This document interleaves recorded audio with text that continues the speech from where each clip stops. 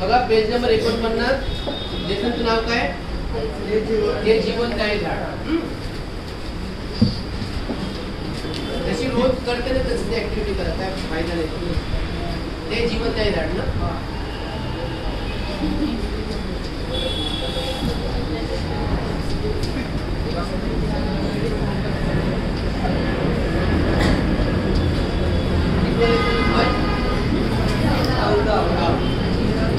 लेखकाचं नाव काय? आवाजाचा आवाज.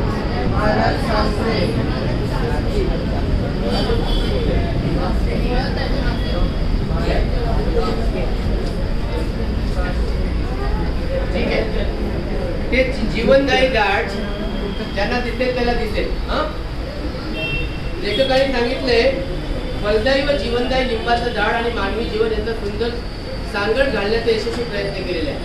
म्हणजे माणूस आणि झाड यांचं नातं कसं आहे किंवा झाडापासून आपण काय घ्यायला पाहिजे हे सगळं सांगितलेलं आहे.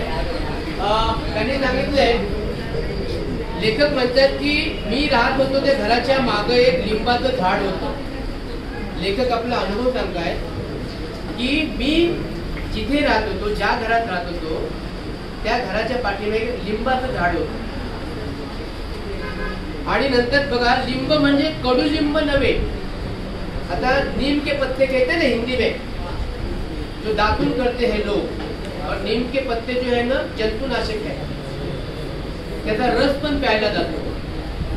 आणि हे लिंबाचं झाड जे लिंबू असतो आपण खातो, लाईम ज्याला म्हणतो आपण, त्या लिंबाचं झाडाचं वर्णन केलेलं आहे. आपण खातो त्या लिंबाचं झाड खिडकी लगत होतं, ते काटेरी आणि लिंबाच्या फळांनी गच्च लगडलेलं असतं.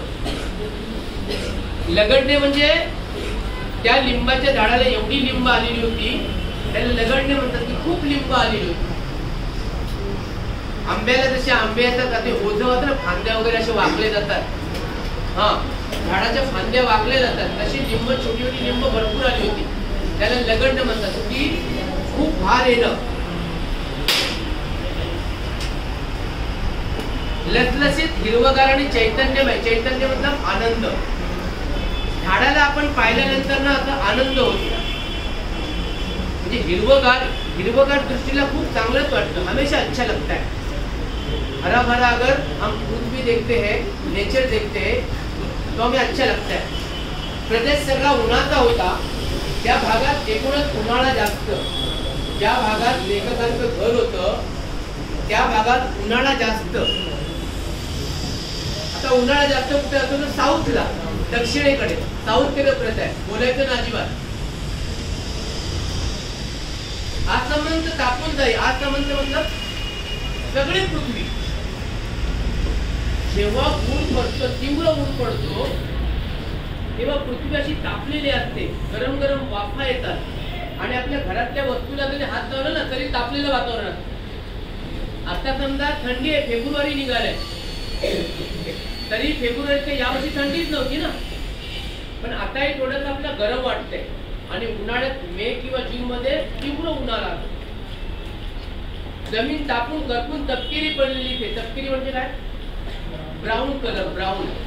अभी तपकिरी मतलब ग्रास जो होता है ना, जब ग्रास हम ड्राई देखते हैं ना तो तपकिरी दिखता है, ब्राउन दिखता है. तर अशा प्रकारे सगळी झाडं झुडपं अशी मेलेली होती आणि ती करपलेली होती. जी काही झाडं आसपास होती ती मलूल आणि काळपट हिरवी दिसत होती आणि पानसर परिसरात सुटत नव्हती. पानसर मतलब थोडासा ओलावा असतो ना, असा वेट ज्याला म्हणतो आपण, वेट कहते. आणि सगळीकडे अशी जो पेड़ रहते, पौधे रहते, वो पौधे थोड़े से ऐसे मरे हुए थे, उसमें फ्रेशनेस निकल गया था, ताजेपणा सगळा नष्ट होऊन गेला होता. एवढा उन्हाळा कडक.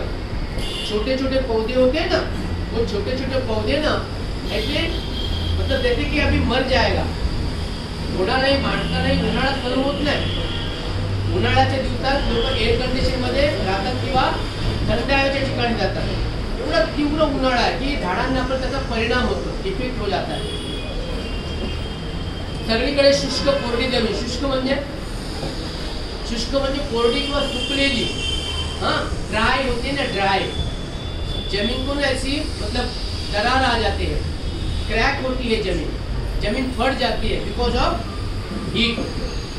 एवढा उन्हाळा तीव्र असतो की खडक वगैरे असे वाफा दिसतात आणि खडक पण तापलेला असतो. अरे नदीतलं पाणी सुद्धा तापलेलं असतं, एवढं गरम होतं. गड सुद्धा तापून निघे. या सगळ्या पार्श्वभूमीवर ते झाड म्हणजे विलक्षण जीवनमय आणि जीवनदायी वाटते.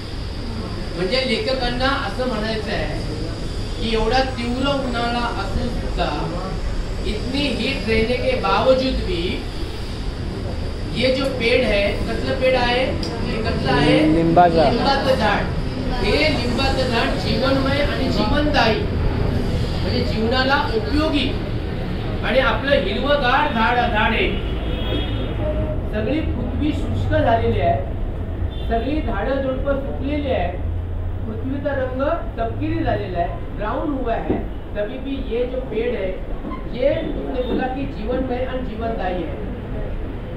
खरं तर भिंतीच्या उंचीचे झालेले लिंबाचं झाड म्हणजे भोवतालच्या सजीवांच्या दिलाचेंद्र केंद्र झालं होतं. हे माझ्या लक्षात आलं. त्या झाडाखाली काळीभोर सावली, काळीभोर म्हणजे डार्क सावली. मोरीचं पाणी सगळे त्या झाडाला जाईल. जर तुम्ही गावी गेलात तो हमारी जो एक बाथरूम रहता है ना त्याला मोरी म्हणतात.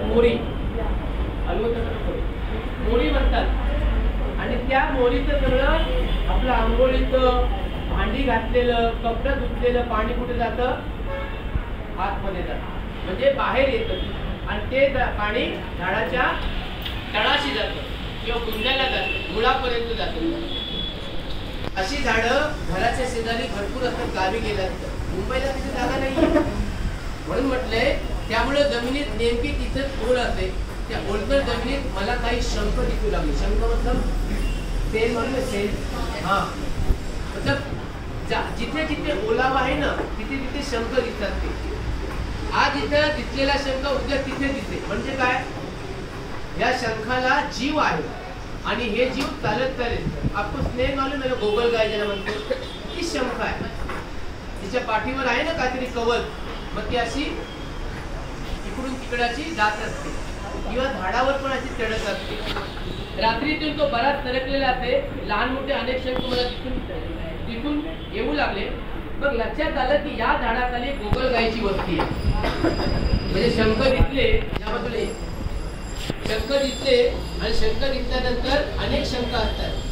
मग असं वाटलं की या झाडाखाली कसली वस्ती आहे, गोगल गायची वस्ती आहे. वस्ती मतलब तिथे वावर आहे, वावर आजूबाजू में रहती है, आजूबाजू में वो रहती है.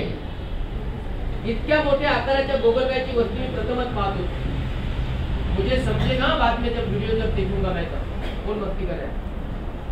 आणि प्रथमच मी असं पाहिलं की त्या गोगलगाई शंख पाठीवर घेऊन तर चालतात परंतु त्या झाडावरही चढतात. बघा क्रॅब भी है ना, वो भी शंख ही है ना, जिनके ऊपर सेल है, कवच आहे त्याच्यावर ना, ते प्राणी स्वतःचं संरक्षण करण्यासाठी असतात. कासव आहे, कासव टॉर्टॉइस, त्याच्या पण पाठीवर शंख असतो. माहिती आहे तुम्हाला? ऍक्च्युली कोलंबी माहिती ना, प्रॉन, त्याच्या पण पाठीवर ते थोडंसं म्हणजे शंख कडकच असतं ना ते असं. तर त्यांचं ते आतमध्ये किंवा त्यांना संरक्षण हवं असतं म्हणून ते सगळं. ओके, मग बघा फांदीवर चिकट रंगानं बरबटलेल्या गोगलगाई पाहणं, त्याचा प्रवास निरखणं हा माझा आणि लहान मुलांचा कौतुकाचा कार्यक्रम होऊन बसला. त्यांना निरखणं मतलब क्या, ऑब्जर्वेशन करना. छोटे बच्चे होते हैं, छोटे बच्चे हमेशा कभी भी ऑब्जर्वेशन करते हैं और यही ऑब्जर्वेशन मैं करता हूँ. म्हणजे लेखक सांगतात की मी ऑब्जर्वेशन करत आहे. बघा लवकरच एक पारव्याची जोडी त्या गर्द हिरव्या असलेल्या दिलासा शोधू लागली. पाडवा मतलब क्या होता है, पॅरेट, पोपट. मग ते दिलासा मतलब काय, आसरा. आपल्याला कुठे समाधान वाटेल, दिलासा मिळेल समाधान वाटेल, कुठे समाधान वाटेल. म्हणून पोपटाची जोडी त्या झाडावर आहे. झाडावर त्याच्यावर लिंबाच्या झाडावर. त्या जोडीनं काळ्या काड्यांचे घरटं त्या लिंबाच्या काटेरी झाडात बांधायला सुरुवात केली. खिडकीतून किंवा दारातून हळूच पाहिलं की गुंजाच्या डोळ्याची विकृत नदी पारवी दृष्टीत पडेल.